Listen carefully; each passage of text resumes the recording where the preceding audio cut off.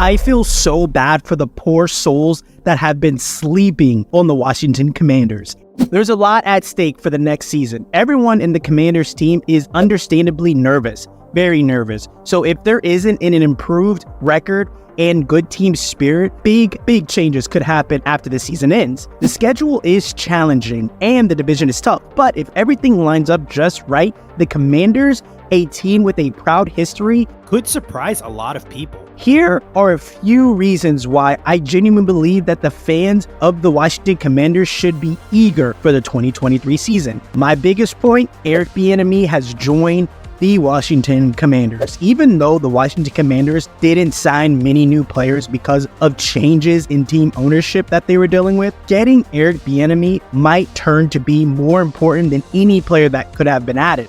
Bieniemy is excited to finally have a chance to run an offense on his own, all on his own. It's going to be his call. There won't be any micromanaging from Andy Reid in Washington. Ron Rivera will give the keys to the offense to Eric Bieniemy, the freedom to run things his way. Since joining the Commanders, Bieniemy's energy and enthusiasm have been a breath of fresh, sweet, beautiful air. More importantly, he's raised expectations, increased responsibilities, and has everyone on offense believing they can go to new heights. If that doesn't make fans eager, I don't know what will. Like, if you're not ready, Washington Commanders fans, like, you're off the boat. Eric Bieniemy is now the lead of the Washington Commanders offense, taking over from Scott Turner. Last season, the Commanders, this is crazy. This actually blew my mind. They still win 8-1. Like, depending on how you feel about ties, that's pretty much a winning season. But they were ranked 24th in offense with an average of 18.9 points per game,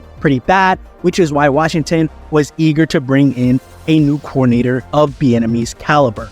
With his impressive record in Kansas City, his knack for putting players in position to succeed, Bieniemy's arrival in Washington has naturally created a lot of excitement and legitimate expectations in year one. CBS Sports named Bieniemy as the team's most important factor entering into next season, praising his impressive record. Now, there's some clear things we gotta cut out. A, he doesn't have Patrick Mahomes, of course. B, he doesn't have Andy Reid. Or C, Travis Kelce. But there is still some legitimate talent in Washington. The big question, can he get out of it in year one? Will it help him finally get the head coaching job he deserves, he is looking for, he is searching for? Having a second-year quarterback in Sam Howell with only one regular season start is less than ideal, but Bieniemy knows how to make it work. He's going to figure it out. He also has weapons like Scary Terry, Jahan Dotson, and running back Brian Robinson, who are supported by a stronger offensive line than last season. Fans are excited about what Bieniemy can bring to the Commanders' offense.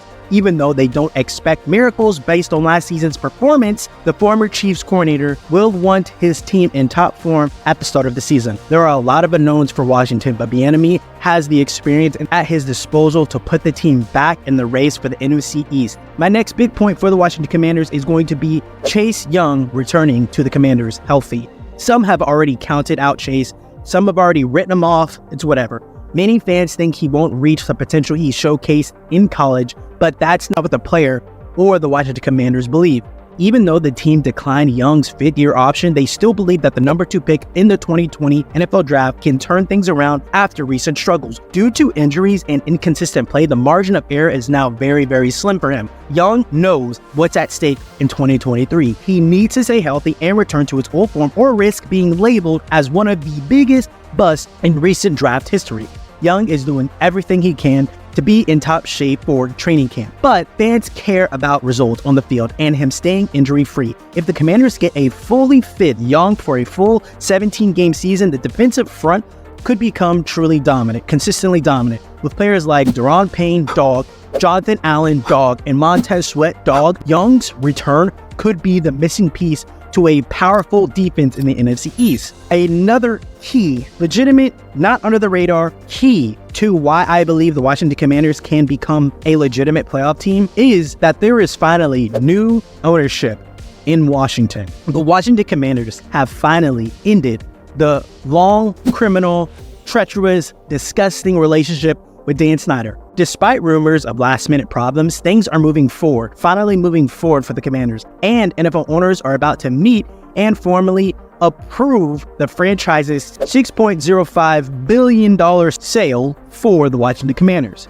fans will celebrate with glee when the sale becomes legitimately official. Given the many issues under Snyder's 24-year reign, those celebrations are likely to last a while. While this might not directly affect the performances on the field, the presence of Josh Harris's ownership group could prompt more immediate action and potentially solve some ongoing issues on the team due to increased financial flexibility.